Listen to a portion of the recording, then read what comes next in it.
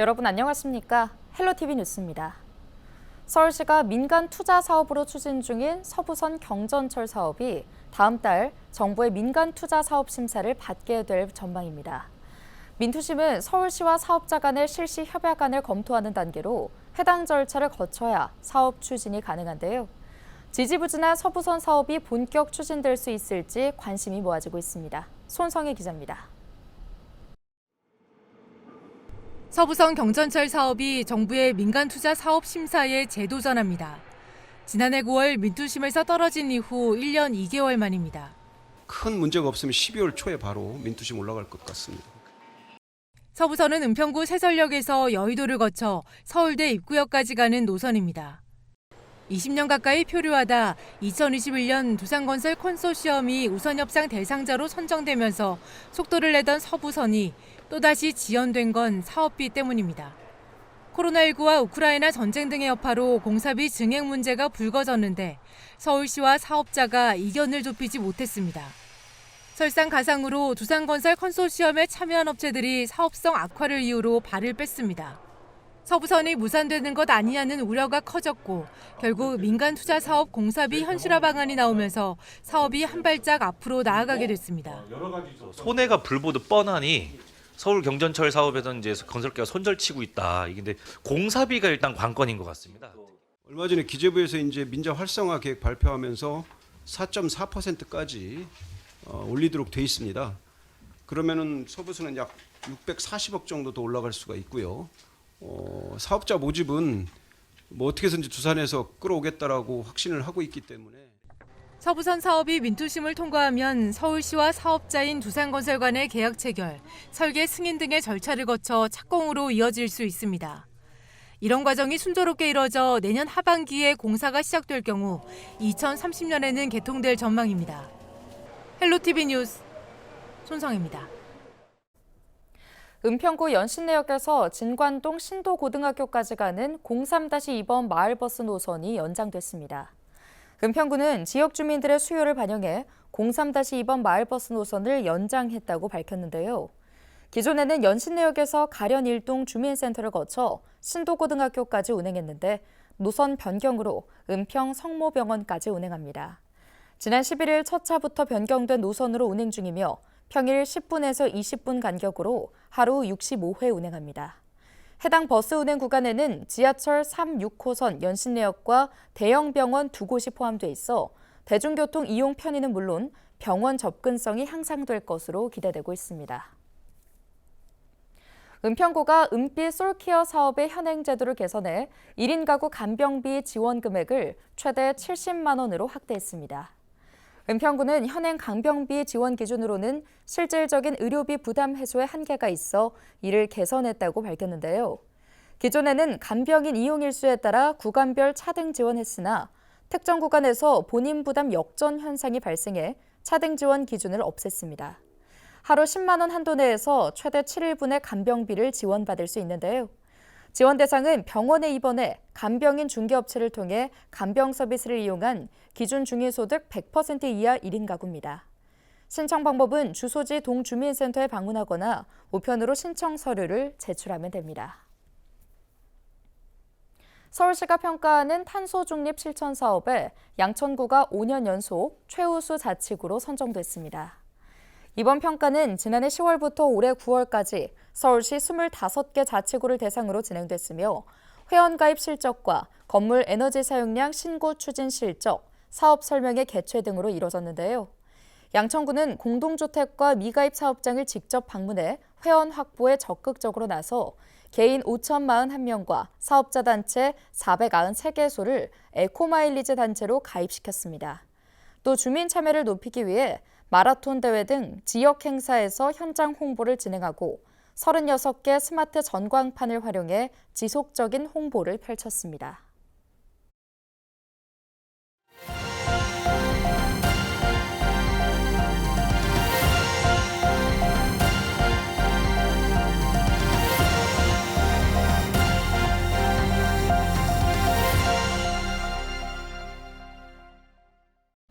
수도권 매립지에 반입된 폐기물의 80%가 서울과 경기에서 반입된 것으로 확인됐습니다. 인천시의 자료를 보면 지난 2020년부터 지난 9월까지 5년간 수도권 매립지에 반입된 폐기물은 총 974만 5천여 톤입니다. 이 중 43.68%인 425만 7천여 톤이 경기도에서 반입됐습니다. 서울은 36.94%인 360만여 톤입니다. 반면 인천 10개 군구에서 반입한 폐기물은 19.37%인 188만 8천여 톤으로 가장 적었습니다. 서울시가 올해 종량제 폐기물을 하루 190톤 줄였다고 밝혔습니다. 서울시는 수도권 지역 종량제 폐기물 직매립 금지 시행에 대비해 각종 폐기물 감축을 추진했는데요. 사업장 폐기물 자체 처리 강화, 불연성 폐기물 재활용 확대 등을 통해 하루 136톤을 감축하는 성과를 거뒀습니다. 또 그동안 공공 처리했던 폐기물을 자체 처리로 전환하고 장례식장과 야구장 등에 다회용기를 보급했습니다. 인천 지역 학교 급식 납품업체들의 불법 행위가 인천시에 적발됐습니다. 시는 지난 10월 10일부터 11월 7일까지 지역 학교 급식 축산물 가공 유통 판매업소 30곳과 김치, 참기름, 수산물 가공 및 유통업소 22곳을 점검해 원산지 표시 위반과 축산물 보관 방법 위반 등 총 3개 업소의 불법 행위를 적발했는데요. 이 중 한 곳은 냉동육을 냉장 창고에 보관하다 적발됐으며 김치의 소금 원산지를 표시하지 않았거나 호주산 소고기를 한우로 둔갑해 판매한 것으로 드러났습니다. 시는 또 지역 축산물 유통의 원산지 불법 유통을 확인하기 위해 7개 제조 판매업소에서 돼지고기 28점을 수거해 원산지 판별 검사를 진행했으며 모든 돼지고기가 국내산임을 확인했습니다. 경기도 특별사법경찰단이 해안가 주변 음식점을 집중 수사해 미신고 영업 등 불법 행위 9건을 적발했습니다. 또는 지난 10월 7일부터 18일까지 2주간 김포시와 안산시 등 4개 지역에서 집중 수사를 펼쳤는데요. 미신고 영업 행위와 소비기한 경과 제품 보관, 원산지 거짓 표시 행위 등을 적발했습니다. 또는 적발된 업체를 검찰에 송치하고 해당 지자체에 통보할 예정입니다.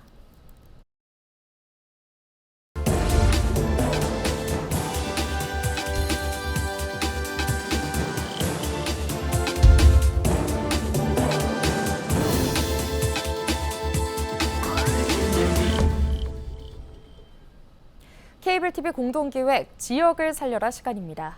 경기도 연천구는 생활인구에 주목하고 있습니다. 국도 3호선과 전철 1호선 등 지난해 개통한 교통망과 지역의 관광 자원을 활용하겠다는 건데요.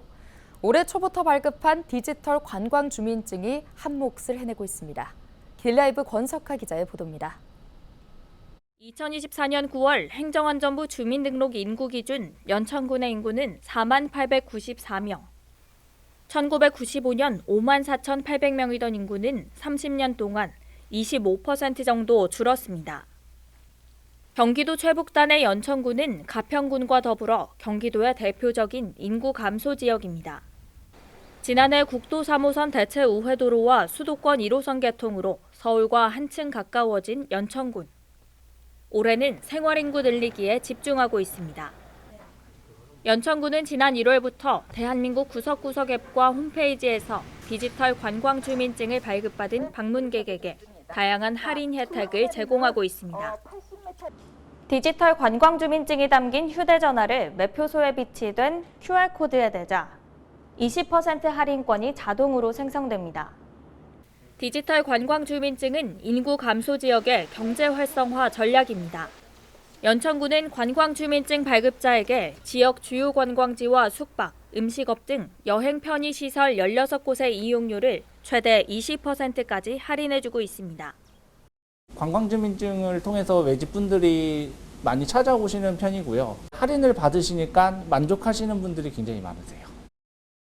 다양한 할인 혜택을 통해 지역 방문과 관광 소비를 유도하고 있습니다. 저희는 제인 폭포도 왔었고요. 오토 캠핑장도 갔었는데 광범위하게 할인을 받을 수 있어서 다시 또 연천군을 찾지 않을까 생각을 하고 있습니다.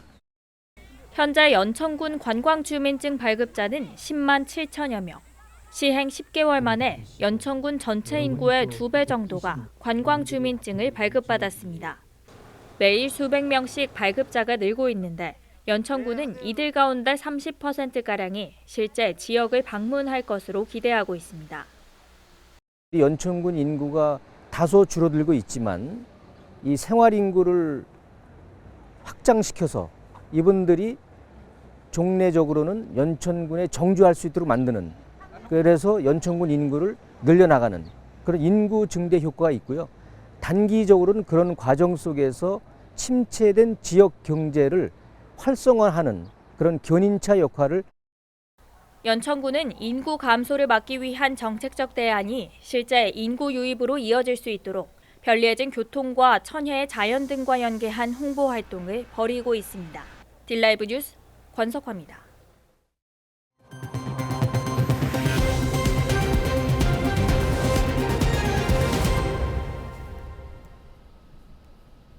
올겨울 극심한 한파가 예고된 가운데 서울시가 오늘 15일부터 4개월 동안 겨울철 종합대책을 가동합니다. 특히 올해는 쪽방촌 주민을 위한 난방용품, 식료품 지원 규모를 지난해보다 1억 원 이상 늘렸는데요. 노숙인 관리 인력이나 순찰 횟수도 평소보다 2배 이상 늘리고 건강 취약계층에 대한 밀착 관리도 강화합니다. 이 밖에 서울시는 한파와 폭설에 대비한 수송 대책과 제설 대책, 안전 대책을 추진해 겨울철 사고와 재난에 대응할 예정입니다. 김동연 경기도지사가 윤석열 대통령에게 특검을 수용할 것을 촉구했습니다. 김 도지사는 13일 오전 경기도청 브리핑룸에서 기자회견을 열고 이같이 밝혔는데요. 김 도지사는 무능과 주변 가족 문제로 대통령의 리더십이 크게 흔들리고 있다며 국정 동력은 이미 상실했고 4대 개혁은커녕 어떤 정책도 추진이 불가능한 상황이라고 주장했습니다. 이어 국정 대전환의 첫걸음은 특검법 수용이라며 국민의 신뢰를 회복하고 개혁 추진의 발판을 만들어야 한다고 강조했습니다. 대한민국의 후퇴를 더 이상 지켜볼 수 없습니다. 지금의 상태로 계속 간다면 대통령도 국민도 대한민국도 불행합니다. 대통령은 지금 바로 결단하십시오. 국민의힘 인천시당이 더불어민주당 이재명 대표의 공직선거법 위반 혐의 등 재판을 생중계하라고 나섰습니다. 손범규 국민의힘 인천시당 위원장과 유재홍, 이행숙 등 지역 당협위원장들은 13일 인천시청 앞에서 기자회견을 열고 이재명 대표의 재판 생중계 결정을 촉구한다고 밝혔는데요. 이날 인천시당은 사법부는 TV 생중계를 통해 공정한 재판과 국민들의 알 권리를 보장해야 한다며 민주당 역시 이 대표가 결백하고 무죄라고 믿는다면 떳떳하게 국민에게 이 대표의 1심 선고 생중계를 사법부에 요청해야 한다고 주장했습니다. 그러면서 박근혜, 이명박 전 대통령의 1심 재판도 생중계한 사례가 있다며 사법부가 독립적으로 결정하는 모습을 국민들이 생중계로 볼 때 신뢰는 더욱 커질 것이라고 덧붙였습니다. 한편 서울중앙지법은 이날 이 대표의 공직선거법 위반 사건 심리를 맡고 있는 서울중앙지법 제34 형사부가 관련 법익들을 종합 고려해 오늘 15일 예정된 판결 선고 촬영 중계 방송을 하지 않기로 했다고 결정했다고 발표했습니다. 경기도의회는 김동규 의원이 낸 외국인 간병인 제도의 운영 및 지원에 관한 조례안을 입법 예고했습니다. 조례안은 도지사가 외국인 간병인 사업의 효율적인 시행을 위해 매년 계획을 병원 및 시장 군수의 의견을 들어 수립하는 내용을 담았습니다. 사업 계획에는 외국인 간병인 모집 교육 운영과 권익 보호, 재원 조달에 관한 사항을 포함하도록 했습니다. 또 외국인 간병인 자격 관리와 다른 국가 및 기관과의 교류 협력과 관련한 사업도 할 수 있도록 했습니다. 이번 조례안은 입법 예고를 거쳐 다음 달 19일까지 열리는 도의회 정례회에서 심의될 예정입니다.